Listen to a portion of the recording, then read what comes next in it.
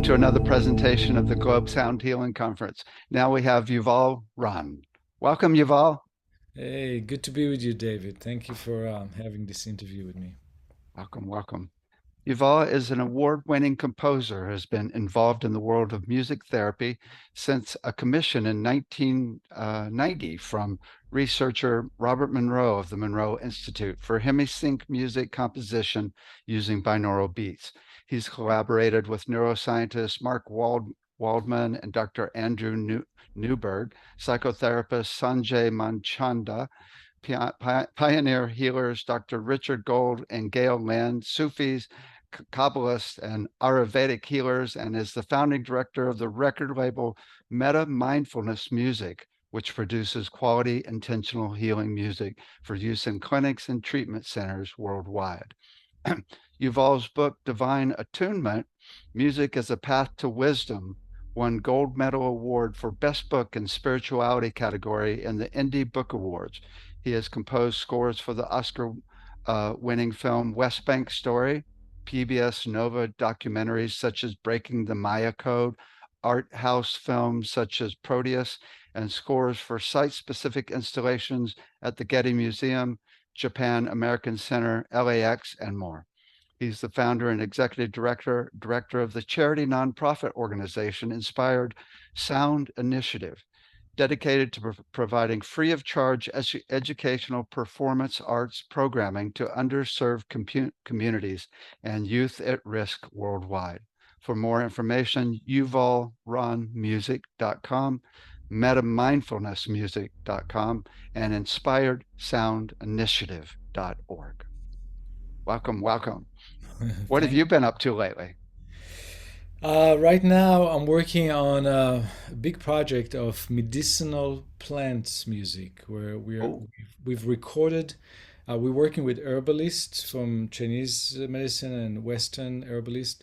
We're getting the formulas of the plants, teas, and remedies for different conditions, where there may be seven different plants, and in the herbal medicine, and there's percentages of how much that herb, how much that plant, how much this.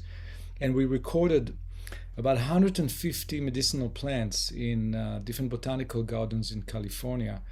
And I'm using a device called Plant Wave that I'm connecting to the leaves of the medicinal plants and recording the sound that comes out of the plants. And I'm not using the sound as it is, but rather I'm notating all the notes that the plants are singing or giving out based on electrical vibrations that are going on within the yeah. plant. The amount of electricity flowing through. More electricity creates Exactly. a higher note, and less electricity creates a lower note. Right. And when the electricity happens, that gives us the rhythm, Hmm. right? Hmm. So the plant has its own rhythms, and then suddenly the plant is not active, it's taking a pause, and then it's doing something completely crazy. It's non-human music. It's weird. It's like music from another planet, and I'm working on sorting out some musical building blocks that are typical to each of the plants, and then I'm creating new music based on that, which we hope will carry the energy of the medicinal quality of the plant through music. So that's the plants medicinal plants project that I'm in the midst of. I And love that. We had the device from Damenhor, yes, and Damanhur in Italy, they mhm. they did that too. And then we octavized it down Uh-huh. and played it through the sound table, Oh so wow. you could be vibrated by the plant. The one thing that was really interesting I found was when the sun was up, Yes. the plant was happy. It was doing a Yes. lot. And when the Yes. sun went down, it was like, Right. Yes. So we think a lot of it has to do with the plant making food from the sun, and it's busy making food and working with energy, and there's all that electricity that we can hear through the musical notes. I love this. It makes me think, and I'm sure you thought about this, about getting together with some shamans and Yes. actually tune the ones that can tune in to the sound or the song of the plant. and then see how that corresponds and even make it even more refined. This is great. I didn't think about it, and I just wrote this as a note for myself. Shamans. What I was talking with a friend who's an expert meditator, he said it would be good to sit with the plants and meditate with the plants and get that as additional information in addition to the notes. Yeah. And so we spend time with each of the plant. We videotape the plant. We spend time with the plant. We talked also with a curator in the botanical gardens about each of the plants. So it's very important for me also the look, the visual, the colors, because it's all vibrations. So Right, right. when I decide how to work with that music, I consult those, the meditation session, the video, the colors, the shape, in addition to the musical notes. I've got one thing that I could add to it and see what you think. If you take the rhythm and Yes. octavize it up, you've got the key of the song. Octavize the rhythm Right, to what? right. You An can octave also, well, higher? or just take, actually you don't octavize it. What you do is you could you just divide it by if it's in BPM, you divide it by 60. If it's Okay. cycles per second, you octavize it up. And now you got the key of the song and the rhythm is in tune with the key. Ah, I see. I see. Matching the tempo to the key, Right. to the BPM. Yeah, I didn't think about it. That's Yeah. wild. Yeah. That's wild. Yeah, right now, the rhythms are wild. They seem randoms, but there are some building blocks that make sense for human.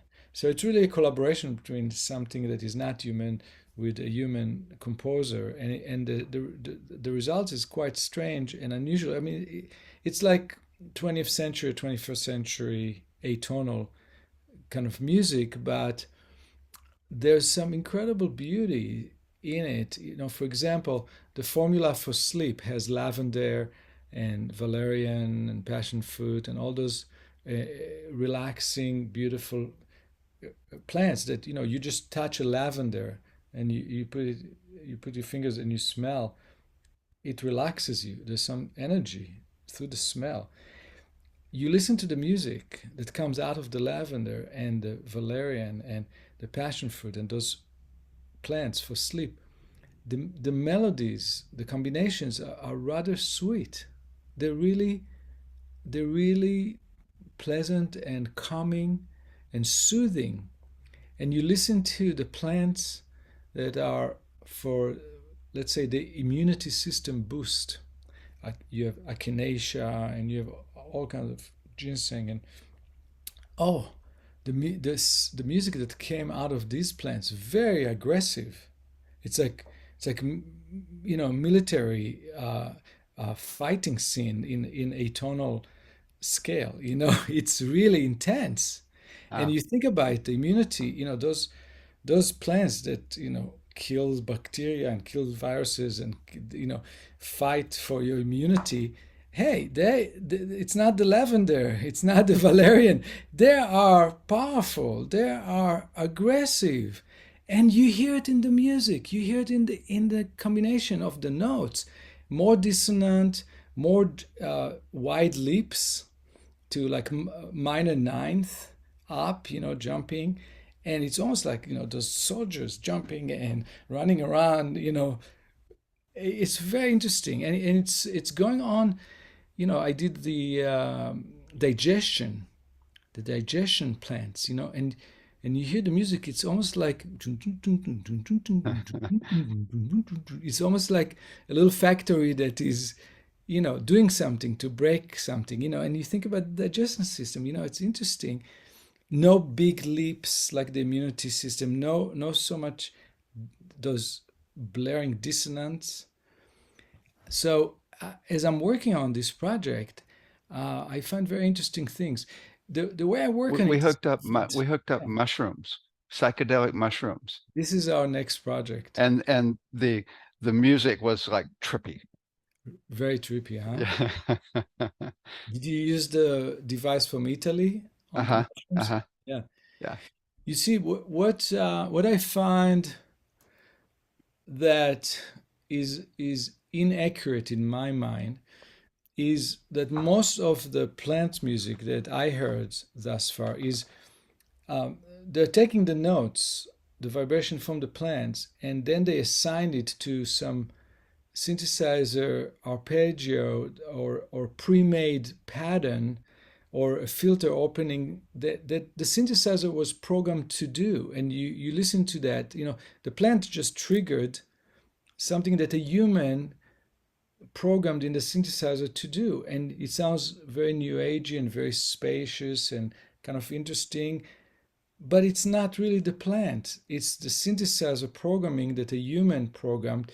So it's a little bit, it's artistic. On an artistic level, it's all fine. It's art. Art is art. But from a scientific point of view, and I work with scientists. I'm not a scientist. I'm a composer, but I work with doctors and scientists, and this is an issue that we are trying to stay away from. We try to be as authentic as possible. And I'll give you an example. When I work with the notes of the plants, I'm allowing myself to be just like an editor and an orchestrator. I'm not allowed to change the notes of what the plants did or the rhythms. I can say, okay, I don't need this section and I don't need this section. I choose to use that section of the performance of the plant. But uh, you know, but I can't move one note up or down or change it because it's vibration. And so we're trying to be, one to one authentic with what comes from the plant. I love it. You know, my biggest takeaway from that device Hmm. was, oh my God, this plant is totally alive. Right, And right. it's really, so I would love to stay in touch, and because Absolutely. we've got a whole program for kids, Yes, and that's to really exactly. show the kids how, because I've never felt so connected to a plant in my life. Exactly, David. You put the finger on it. I think one of the most important aspect of this project is the education for children. And the people in the botanical gardens where we recorded, they can't wait for us to finish. They want me to come and do workshops for children in the botanical gardens to show them that each of the medicinal plants in the medicinal plants garden has a song. Love it. It is he's singing. That's the plant. The plant sings. That's the song of the blueberry, and here's the song for the elderberry, and they are different. And suddenly, if you're a kid, I mean, how could you step on a bush? How can you step on a plant? It's a plant that has a song. It makes it become a being, a real full being. And I think that is one of the most important aspect of this project that I really want to reach towards. And as soon as I put together this workshop, I'll let you know, and maybe we can, and I'll send you the materials so you can use it with the kids. I'll tell you one thing. I've done so far two workshops, one for children and one for teachers. The kids, what I did with the children, I wrote out 8 bars from the blackberry tree and I sent it to the teachers. It was during COVID, so I couldn't be there. I was on Zoom. The kids were in the school on Zoom, and the teacher gave them the recorders. They all know recorders, and they all played the 8 bars that and I showed them a video of us recording the blackberry bush. I showed them how it was connected, how it was recorded, and here are the sounds. Here's the song that the blackberry sang, and now you guys are playing it. And they played it, and they took it so seriously because I told them that they are the first children in the whole entire world that will play a song that was composed by the blackberry bush. And they were so serious. They were fourth graders, fifth graders. And after that, I heard that they all went home and told all the parents about it. The parents came back to the school and said, what's going on? The kids are telling that they're playing composition made by a BlackBerry, and the BlackBerry is alive making songs. And I think there's something very exciting in this I direction. love it. You know, in the program, what we did is we actually did body percussion. I'd have them do 5 spots, like bump, bump, dee, ka, poo, da, right? And then Yeah. we say, look at this plant that's got 5 petals on the flower. And then we did 8 spots, da, ba, da, Ah, da, ba, da, da, da, right? And said, look, here's a plant it's got 8 petals. Did you know that most plants are 3, 5, and 8 based on the Fibonacci? right. And they're never going to see that world again. This is the way education should be, is Exactly. the math of nature and the geometry Right. of nature. So there's a reason. So it's connected. You know, I have no idea why I learned the math I learned in school. Right. Right. That's great to know that you also work with young people. So, okay, so I've got something that's completely different, but ties in completely. That I want to tell you, I think you'll find interesting. And Mhm. that is, I have a woman named Jamie Liu, one of our previous instructors, who can find a person's soul song. Oh, wow. And so she had me start to create compositions based on the intuitive soul song that she would come up with. She sings it, Right. right? She looks at the person, she spends 2 minutes with the person, and a song comes through her. Wow. Exactly. So, of course, the first thing I did was found the rhythm and programmed in a rhythm and then started following the melody and then did arrangement around the melody that she had come up with. Yeah. Fascinating. Fascinating.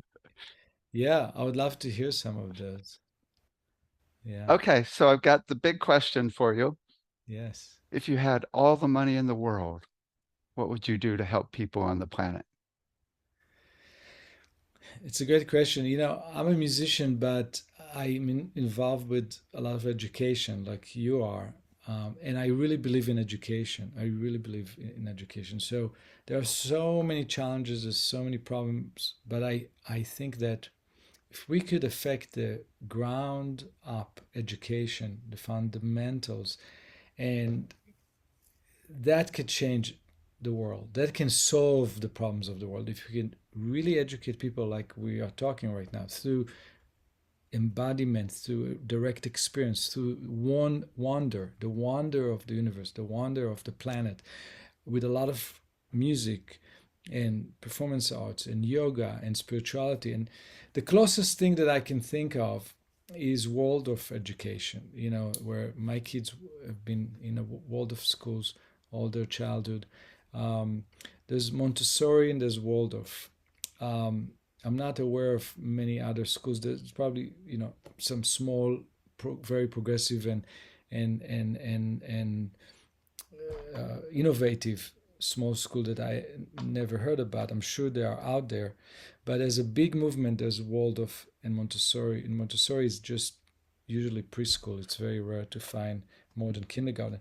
So what I would do to answer your question, I would grant every child on this earth a world of education. I would turn all the public school to a world of education or to something along what we're talking about, where it's about wonder, embodiment, the arts, spirituality on the form of yoga, meditation, and every child would get to play string instruments in third grade. Every child gonna be singing in the choir. Every child gonna do theater. Every child will play brass woodwind instruments in fifth grade and continue to play string instruments in the string orchestra.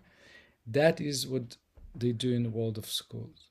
It's And very similar to what we're doing. We're getting a major grant to create 60 good, schools around the world in different countries. And we've incredible. already got 2,500 exercises for the kids from 3 months all the way up to 18 years. We actually got a grant for $100,000 to create this program in a Montessori school that Wow. had the full range from 3 months to 18 years. So Okay. we're so with the grant, we're going to do 3 years of curriculum development beyond the 2,500 exercises we already have. And it's almost exactly what you're talking about. Excellent, excellent. You know, um, I want to ask, what is the name of the method or the school system, or is it like your college degree? We call it, oh, that system for the kids? Yeah, for the Yeah, 60 we call schools, it the Sound Education sound Association. education. I like that. Hmm. Um, I have a friend, a colleague named Rich Melheim, which I'll introduce you to. He's been the educator expert in neuroscience and early child development, and he developed a system of teaching colors and numbers and language, all with music, all with songs. Everything has a song. Every object that a kid learn, every number, every animal, everything has a song, and you learn everything through a song. There's hundreds of songs I in, love in it. the system. I love it. So I, I, I know that he and you and myself, we are all on the same wavelength. So I'll put our mind together. In this, mentioning something that the viewers may find interesting in connection to that, what I've created for early child, there's 3 albums called Kids Sanctuary, and I created it with a Montessori educator that specializes in mindfulness, and Dr. Gold, who is an expert in Chinese medicine, is one of the leaders of Chinese medicine education in America, and it's 3 albums that has one album is just music, second one is guided listening with a kid guided the kids how to hear things within the music, and it's a kind of meditation mindfulness to listen, and then the third one is mindfulness activities based on Chinese medicine, based on Montessori with the music that I composed, and these 3 albums are helping so many children and families to deal with tantrums, with regulations, with um, eating, with focusing, with sleeping. It all has to do with regulation and energy levels. And the music and the mindfulness activities really help. This product was so successful in English that they asked me to produce it in 4 other languages. So it was translated to French, Spanish, Mandarin, and Hebrew. And so in China right now, they're starting a study on 1,000 autistic kids with this program, with the Kids Sanctuary, to see how it's going to affect autistic children. Because we created just for children, but now they want to try it with autistic kids in China, and we will get the study results in the summer. So we're hoping to have that. But this is my little contribution to children education, aside from what I do with my charity educational organization. But if people wanted to check it out, it's called Kids Sanctuary, and it's online. You can find it everywhere. Excellent. Excellent. We're looking at starting with kids in utero. Wow. So we're going to do it for the parents and have them listen to and do each of the rhythms and find the note of the baby Mm, as to what rhythm and key they're in, so they can actually even tune into them at that point yeah. in utero, and then do all the way to kindergarten. So they get basically addicted to peace and wellness, right? So Right. they demand it in the schools. Right. It's like our body demand, let's say if we do yoga every day, after 3 months, your body start demanding it. Or, when you play an instrument, if you practice every day, after a while, you just want to touch the instrument. You just want to play, you know. So you're right, there's a certain kind of a good addiction, physical and mental, that Addiction to beauty. yeah, that gives us a good feeling. It gives, it releases dopamine, it releases chemicals in the brain that affect our body and mind, and those are good when you do it in this way. When you do it in an organic way, sound way, sound education. Yeah, I like it very much. This is wonderful. Um, yeah, that's the future. The children are the future, and if we endow them with wholeness, and harmony and beauty, they will have better chances to deal with the crises that we are going to face. We Like, did a 6 month program with 3 to 6 year olds online, and it was just incredible to see. And we had them making the sound of love. It was so sweet. So yeah. speaking of music, let's do some and get Yeah, in the zone. yes. Yes, I have a wonderful instrument here to get into the zone. This is called oud, O-U-D. It's the Middle Eastern lute, and it's the grandfather of the guitar. It's a fretless instrument. It's a very soulful instrument, and I would like to invite you to uh, a sound meditation journey, which will be about 6 minutes or so, where you can just relax. You could close your eyes, sit comfortably, relax your shoulders, and just let go and listen to the sound of the oud and just follow the sound and sense the qualities in your body and mind. Meaning, you may feel certain changes in temperature throughout this journey that I'm going to take you on. There will be a first part and a second part. And different images, different feelings may come through you. Just note them. Note them and just continue to listen to the sound. Focus on the sound.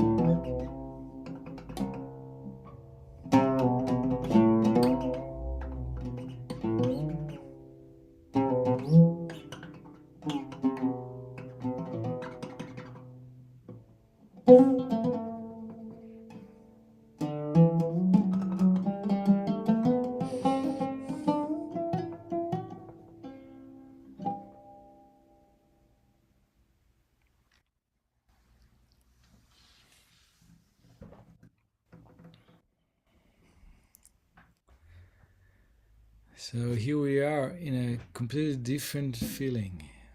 I feel transported to another place. I even speak slower. You see, it's affecting it's about my brain waves are in a different mode.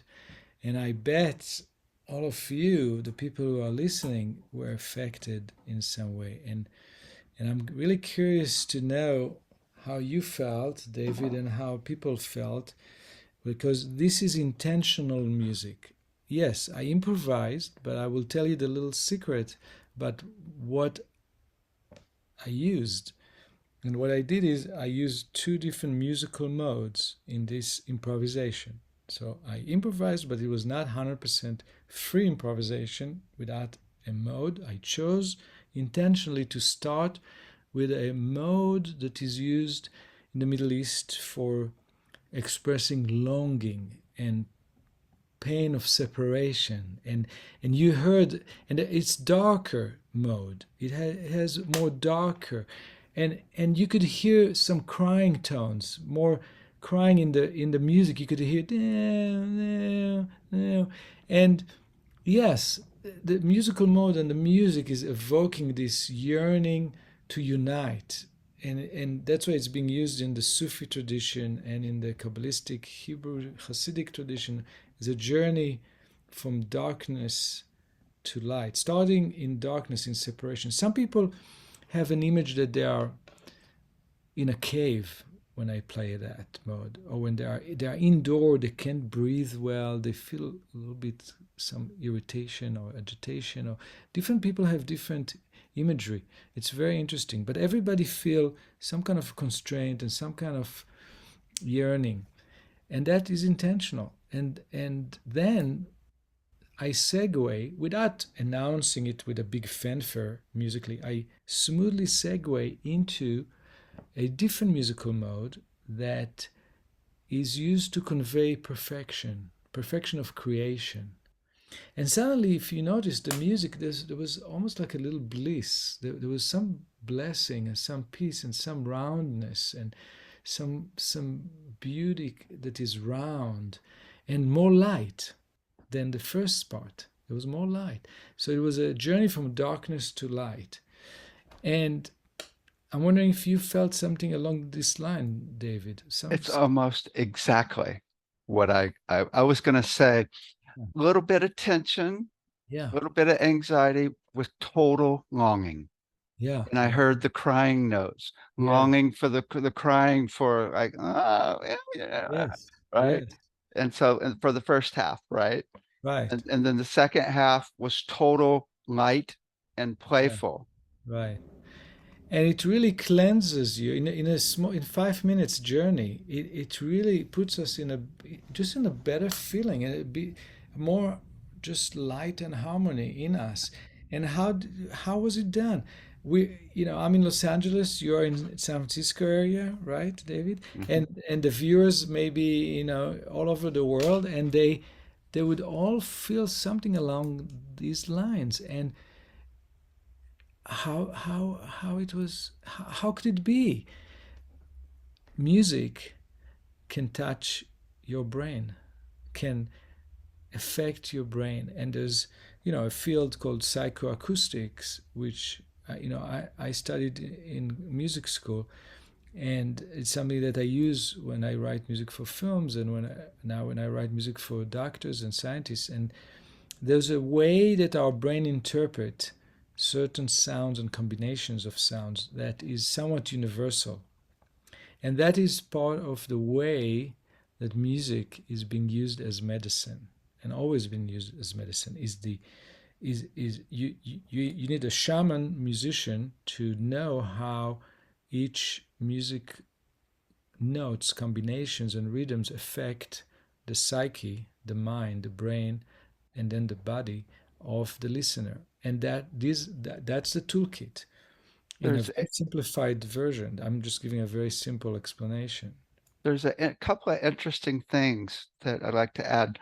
Um, your energy, which even if we weren't watching you and just listening, is still there, I'm right? still And your energy is still. So even though the music was a little busy and has a lot going on, which is really good for in training the brain into fine higher alpha. Basically, you're basically creating alpha when you do that. Those like 18th and 36th note, Yeah. 36, because it's very detailed. So the brain has to get very fast to be able to keep up, right? But you're holding this stillness Yeah. in the midst of that busyness, Right. and that's what's so sweet about it, because I'm watching you and you're just like you're so, I mean, you're not going Right. Right. right, you're Right. totally That's a center. very interesting observation, David. Yeah, I mean, I think that the fast notes are part of the meditation for me. Because the way I do it, I'm listening to an inner voice. I'm listening in, and I hear something coming. I play a note, and that note vibration invites another note, and then another note invites another note, and that's how. And I'm trying just to play the notes that comes to me. So I hear dee-da. So I go and I do that, So So check this out. yeah. What I teach in my recording classes is the essence of flow that you just described perfectly. Mm, And it's exact the ultimate flow is right, the Fibonacci curve. right, The right. past plus Yeah, the present equals the future. And yeah, it's exactly what you just described. You yeah. have perfect flow in the energy. So it's not, okay, here comes a different chord that my mind came up with, you're totally improvising in the flow. In the flow. I call it the golden thread. Nice, Golden thread. And in nice. my book, the first chapter is called the golden Ah, thread, and I tell a story. It's like a fable called the golden thread about a flute player who lost the ability to play. He was a master flute player, and then he learned to play just with his breath, just the breath, just breathing through the instrument, and how he discovered the golden thread, and he learned to play the flute in a whole new way.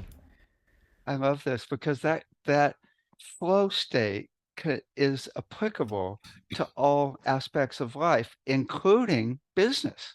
Yes, and gardening and sailing and making love and cooking and educating. Uh-huh. Edu- you Uh-huh. know, yeah, in my book, I argue exactly that exactly what you just said, David. I argue in my book, look, this is not just for musicians. I'm not expanding this just for musicians. You take it for all aspects of life. So, Yeah. so check this out.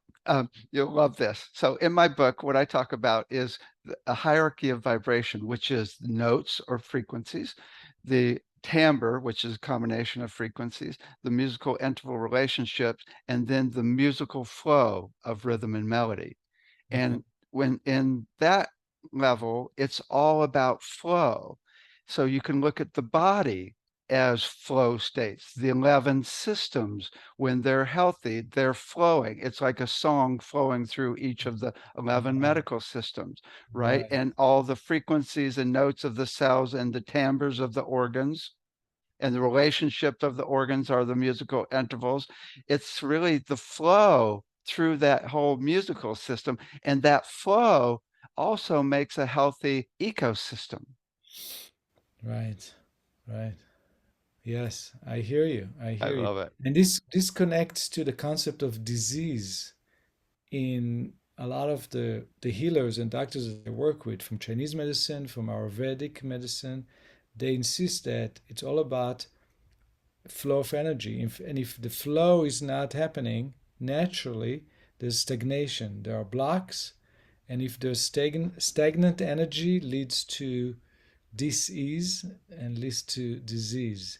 So it's all about, for them, it's all about clearing the blocks and letting the flow restore its natural flow. Right? Which is not just physical, but also emotional.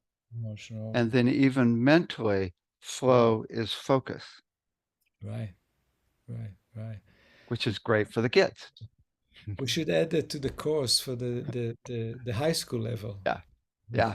Totally. Totally. Yeah. Yeah. This is So great. you also work with binaural beats as well, right? You worked with Yes. Robert Monroe, the master of the world with binaural beats. I mean, Robert like went into Yes. the zone and like figured out the structure of consciousness based on binaural beats, right?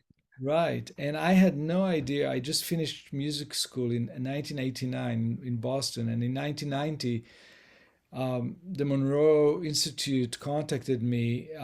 They found out about me from somebody, and I got to work with Robert Monroe on composition of music for his Hemi Sync sound. And I learned, and I had no idea that he was who he was.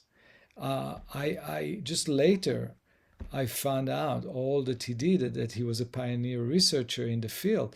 And for me, he was just a client with a very nice southern accent, deep voice, calling me every week from Virginia and giving me feedback about the drafts that I sent him. And he taught me how to create an arc of binaural beats that changes the brain waves of the brain from beta to alpha, from alpha to theta, from theta to delta, and then coming back up, back all the way to beta, and to create kind of a 30 minutes or 45 minutes session where the binaural beats that manipulate the brain waves changes according to the therapy plan that he had, and he had different configuration or different schemes, and he would give me this arc of the binaural beats pulsations and which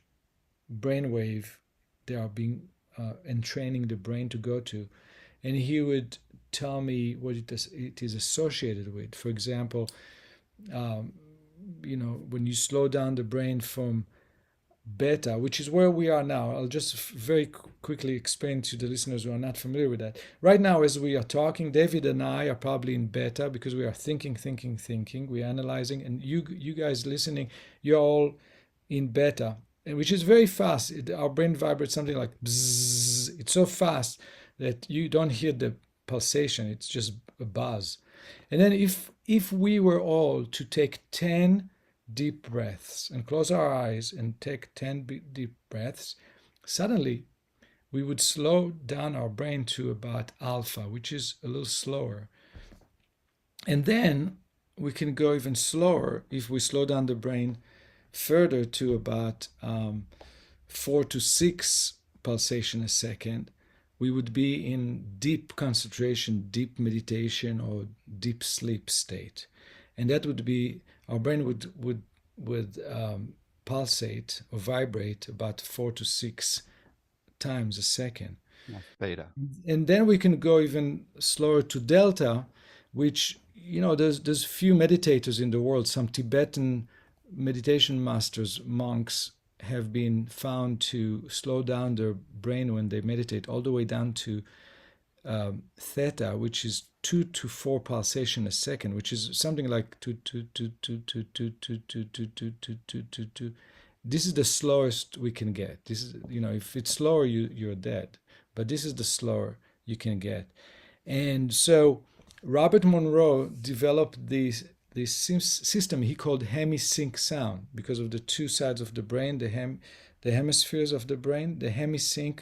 The goal was to get both hemispheres of the brain to vibrate at the same pulsation and also to entrain the brain to modulate the brain waves down to the slower modes of deep concentration, deep sleep, deep meditation, and to bring the brain there and then to take the brain back to alpha, which is a calm but alert state.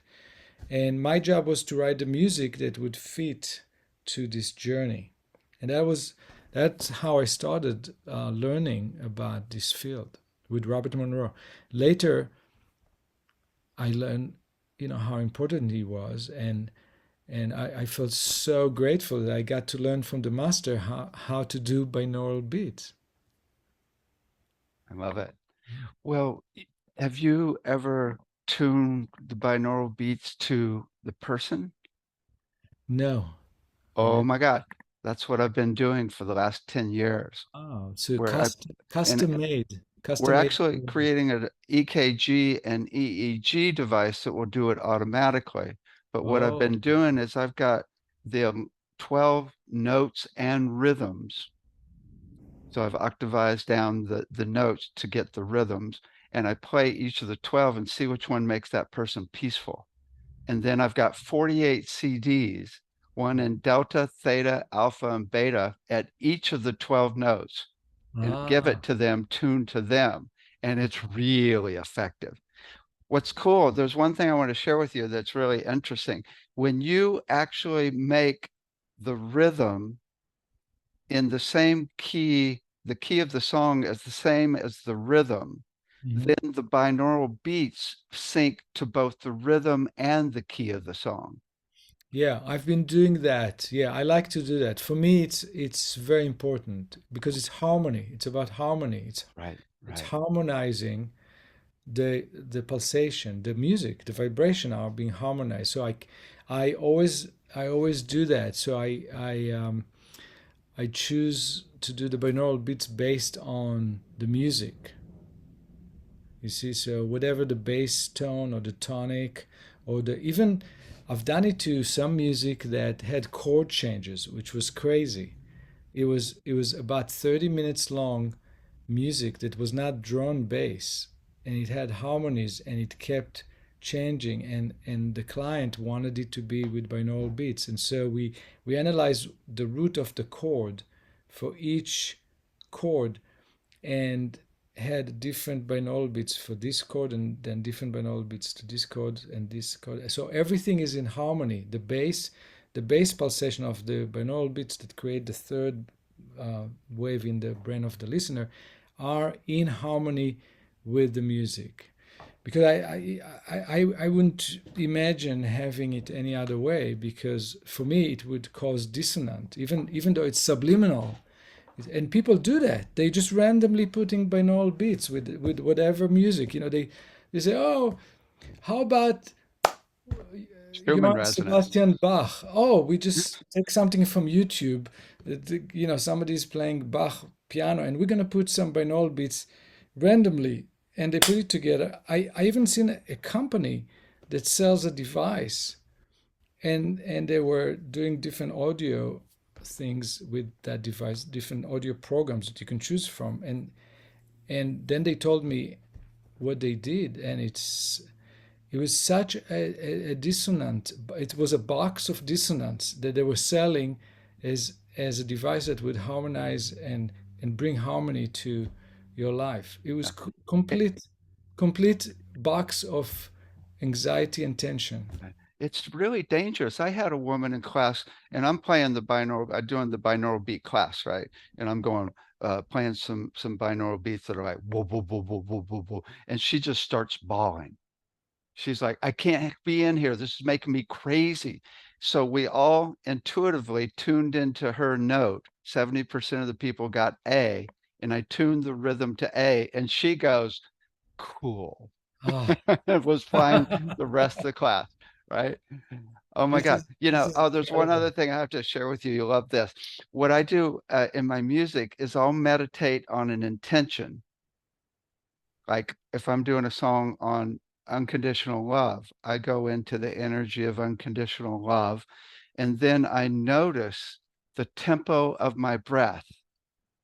And I set the tempo to the program to my breath. And Lovely. then I play on one chord on the in breath and another chord on the out breath so I can stay in unconditional love. And then I create the binaural beats based on that rhythm of my breath and Beautiful. the key of the song. Oh, that's lovely. Yeah. I love that. Yeah, yeah, yeah. Thanks for sharing. Talking about love, and you mentioned earlier somebody, you work with kids to sing love, or you had some kids sing love. I got a call from a client of mine who's a healer, who created a harmonic egg. Her name is Gail Lean, She Hmm. created like an isolation Yeah, chamber where they you can use my music in it as the choose main your music. music. Excellent. Yeah. So we're in good company in a good space. Yeah, yeah. So Gail, one of the projects that she wanted me to do, and the most challenging one, was she said, how about if we find the frequency of love and you write music in this frequency? And I said, okay. So in the beginning, she said, let's go with Venus, because Venus is, this is association. So Venus is the planet of love and harmony. And so, what's the frequency of the planet Venus? There's some speculation about that. She came up with something. She gave it to me, and I started my research, and then she called it off. She found out that it was not scientific at all. It had, Venus is Venus, and it has nothing to do with love necessarily, as far as we know. And the frequency on Venus, we don't really know.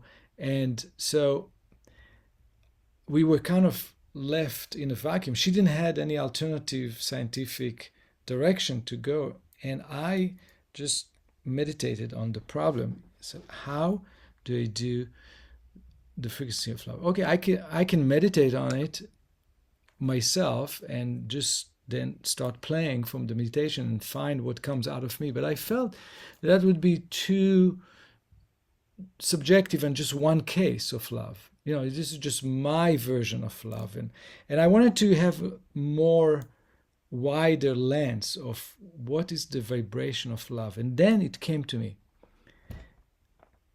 I called about 30 or 50 people that I know that are of different nations and of different languages. Their mother tongue is different. And I asked them to meditate on the person that they love the most. It can be their father, it can be their mother, it can be their kid, anybody that they really love, even if somebody that doesn't exist anymore on this planet. And when they really feel it, to say the words, I love you, out of this meditation in their mother's tongue. And I had about 40 or 50 adults and one kid's voice. And it was a beautiful project. What I did then, I hired an assistant, an orchestrator, to sit and transcribe in musical notes the intonation, the tonal pattern, and the intonation. Like if there's a bend, if somebody in Italian said something, da da da da, so there was a little bend, a little glissandi, a little bend of the note. So the orchestrator was a violinist in her profession, professional violinist, and she noted every little note and notations and intonation in those phrases. And then I sat with all those themes. Little, it's just da da da da, or da di da, or je t'aime, or whatever. And I created a piece for a harp and string quartet called "The Frequency of Love." Frequency of Love. It's out there. People can find it, and it's very sweet. It's very sweet, and that came out of the sound that is in the language. Music, the music that is in the language. That was the guide for this piece. A little bit, somewhat in the direction of what you were describing, I starting with love your it. Oh breath. my God, that's so cool. That's just so cool. It's amazing how many parallel projects we've done. I know. And It's like I've different known you forever. I know. different perspectives on the Yeah. same The- target. There's one thing that I've found is when people express love, they commonly go to the home note of the key of their voice, Interesting. right? I really love my kitty, Uh-huh. right? Some The- people go to the musical fifth. I love my kitty, right, right? And but people commonly go home. I love my kitty. right. I love my son. Yeah. Yeah, they go home. They go home. Tonic is the home. And also it's the one, and the one has, implication of the one reality contained in the tonic. So going home is going to the one reality. It's interesting because I was just talking about it in class last night. Jazz, they rarely go home. It kind of, Right. right? They even end the melody. The last note may be very well the second, but not the Hmm. one. Uh-huh. They That's like it. interesting. They like it. Whereas in sound healing, we go home all the time. Yes. Yes. Give it to them. Right. It's peace. It's peace. Right.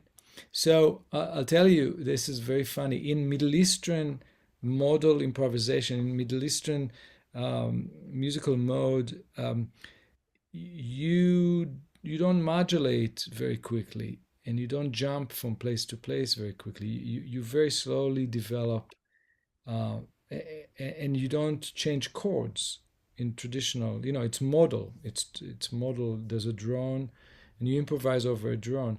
So from their point of view, uh, in contemporary traditional Middle Eastern music, um, violinists and oud players and other clarinet players, all the musicians started to modulate into other keys earlier than it used to be in the past.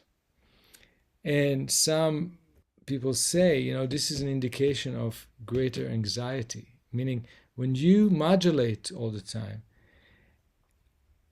that is an indication of high anxiety. Like relax. I mean, how can you modulate anywhere before really exploring the place where you are?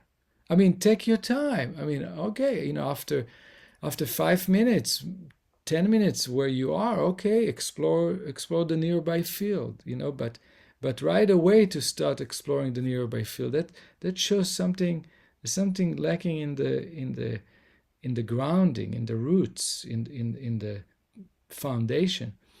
And then you think about jazz, and I love jazz. I love jazz. I studied jazz. I just released an album of jazz ballads at 40 hertz, where everything is tuned to 40 hertz. Jazz ballads in 40 hertz. I love jazz.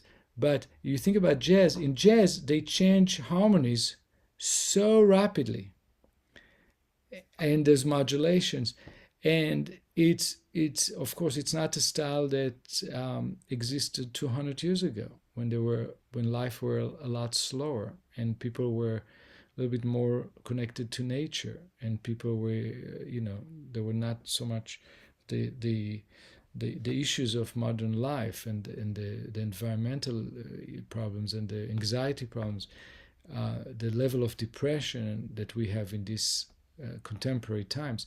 But you think about, jazz is an art form, a great, magnificent art form of the last 150 years, 200 years max, and it represents the restlessness, along with other things, but it reflects the restlessness of modern life and in the modern cities. Interesting.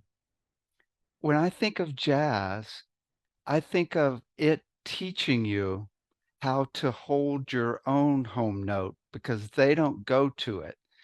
It's teaching you because we hear it, we gravitate to it, and then it's the world is all going all over the place, but we're able to find it ourselves. So I see it as the best teacher ever.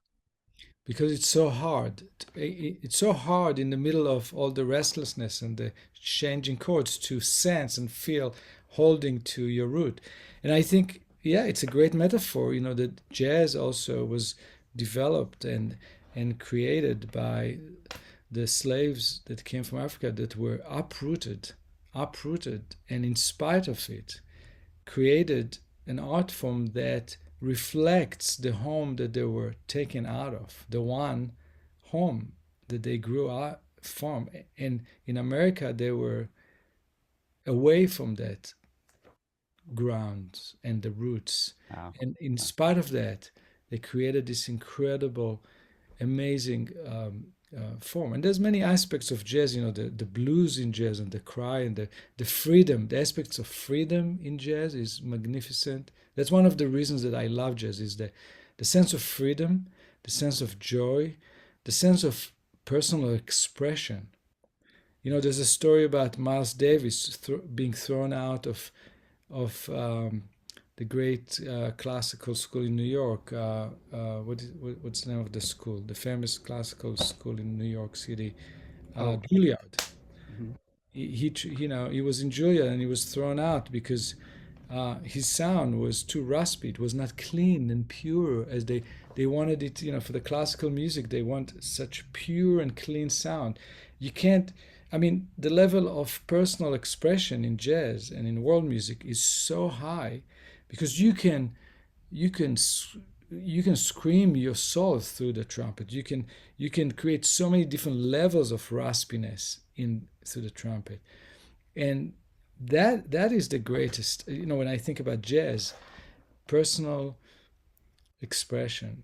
There's one thing that's coming to me over and over that I have to mention. The journey of the hero, Yeah, Joseph Campbell. Joseph Campbell. Yeah, The yeah, journey is home.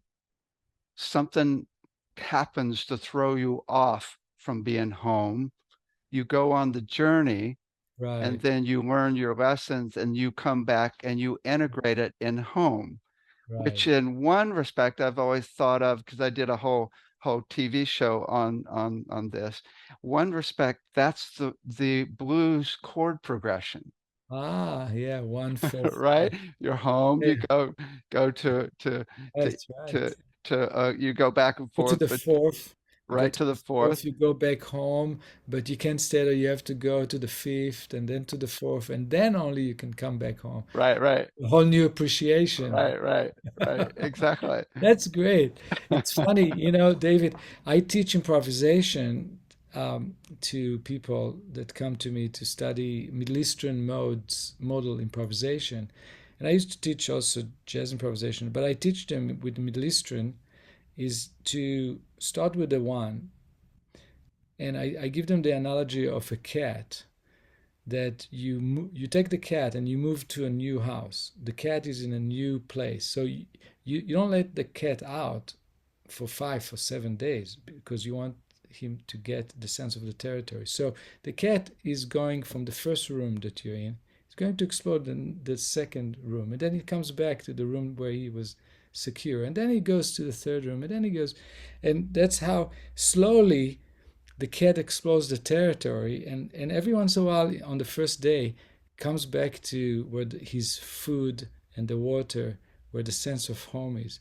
And I teach them to improvise like this in the beginning before they and slowly to build up and explore the house, explore the different stations of the world, of the mode, until they get to the octave. And I said, when they get to the octave, it's like the cat that graduated after 7 days. The cat is allowed to go out to the yard, and you know what? The cat will not run away and disappear because after 7 days, the cat has a sense of home. He will come back home. And so when you get to the octave, do whatever you want, go everywhere you want. I You love will it. come back. I love it. Well, we're almost out of time. We haven't talked about 40 hertz because Right. so briefly, if you want to tell us a little Yeah. bit about around that. Really, yeah, really, really brief. 40 hertz is a particular frequency within the gamma range, which we haven't talked about, but the gamma is faster than beta, and nobody really know what it is for. It's still yet to be discovered, but what was found in MIT that 40 hertz, which is like the note E1 on the keyboard, which is not exactly 40 hertz because the way the piano is tuned and the way the Western orchestra tunes, the E1 on the piano is about 41.23 or so hertz, which means 41 pulsation a second, 41 waves a second. But 40 hertz, which doesn't exist on the piano because we would need to detune the piano about a quarter tone lower in order to get E1 to be 40 hertz. That 40 hertz, which means 40 waves a second, or 40 pulsation a second, was found in experimentations in MIT to activate the cleaning system in the brain that is in charge of clearing the plaque of the memory cells, the memory pathways. And so it's very, very important discovery because it can really be a breakthrough for people that suffer from dementia and Alzheimer and cognitive issues. So they found it in mice. They used that vibration to activate the clearing. They actually improved the memory in mice, and they did the first experiment with humans, and the study was published last December, just half a year ago. The first publication of a study in humans that was positive, just like with the mice. And now some of the doctors that have got involved with that contacted me, like Dr. Sanjay and Dr. Kogan from Washington University in DC, and Dr. Gold from Meta Mindfulness Music, and they said, look, people are sitting there being blasted with light, blistering light, flickering 40 times in their eyes, 40 flickering a second, in order to get 40 vibration in the brain through the visual nerve. And they give them sound that sounds like or bzzz, and they want them to listen to this for an hour a day so their cognitive functions will get better. Isn't there, the doctors asked me, isn't there a way to compose music, beautiful music that is relaxing and promoting healing in the key of 40 hertz? That would have a lot of 40 hertz vibration and its overtones, the 80 hertz, the 160 hertz, etc. And I said, look, we can do it, but we would need to tune all the instruments about a quarter tone lower, which interestingly enough is very close to the sound of the instruments in the desert where I first start playing the oud, the Middle Eastern lute. The Bedouins in the desert, they always seem to be me. I always noticed that all the instruments were kind of quarter tone lower than our Western A440. So it's about A equal 421.1. It's that low. Wow. So you need to tune all the instruments down to A3 equal 421 hertz in order to get that note in E. And then I write all the music in the key of E. So I get a lot of tonic, a lot of 40 hertz in the tonic all the time. I use some ragas, healing ragas that have been used in India for promoting healing. And I created 3 albums so far. One is kind of new age music in 40 hertz. That's called Healing Power 40 hertz Volume 1. Volume 2 is kind of world music in style of India and Iran. And Volume 3 is jazz ballads for piano and classical guitar, playing jazz, but soothing jazz in 40 hertz. And I'm working right now on I just finished a classical solo piano album, which we're going to record in the next few months. And I'm working on a vocal a cappella choral, which is going to be recorded by one of the greatest choirs in America called Brigham Young University Singers from Utah. And they're going to record the first ever album in human history of a cappella choral works at 40 hertz, where they're going to have to sing in 40 hertz. And for the low note of the bass, the lowest note of the bass is E.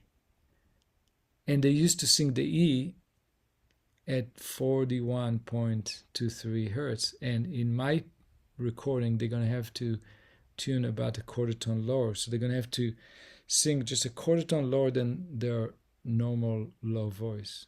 But again, if you listen to the Tibetan monks, when they just chant that low E, they're a little bit off, they're a little bit flat, and guess what? They're about quarter tone lower, just intuitively. So there's something about 40 hertz that is healthy for our brain. It's promote increase blood flow in the brain for some reason. It increase recovery from chronic pain, from brain trauma. They are now looking into using it for focus and for heart issues.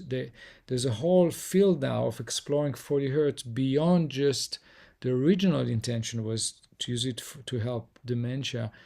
And this is really, really in the early stages. It's very, very new.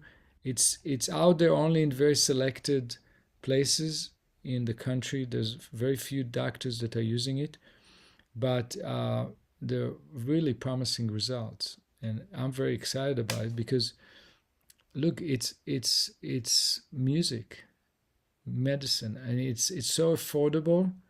It's so democratic. You know, anybody could get the music and spend an hour a day and see how it affects their cognitive function and you know, that's the future. Music is medicine, and I think the future of medicine is vibrational medicine, which is music, sound. I think that's the direction it's going to go. And the pharmaceutical, the big pharma, have a big problem with that. That's why they're not investing in any research in this direction because you can't put it in a pill and put a patent on it. It's not chemicals, it's vibration and it's sound. And what you need is sensitive master musicians who work in concert with doctors and provide it to the people. Excellent. Excellent. Well, this has just been what a pleasure. Oh, same here, David. So I'm so glad. I feel like, you know, we just had a friends conversation and we had so much going on and so many things to share. I mean, I didn't even feel it was an interview. This has been the most pleasurable interview, quote unquote. I would say this was the most pleasurable conversation I had in a long time about all these fascinating subjects that we care about. I would like to continue and work with you. Oh my Yeah, God, certainly. it's just incredible. Yeah, yeah. We'll keep in touch. Certainly. Well, I hope this is just the opening, the intro. excellent, excellent. Well, thank you so much for your work and your time. It's just incredible what you're doing. I really appreciate it.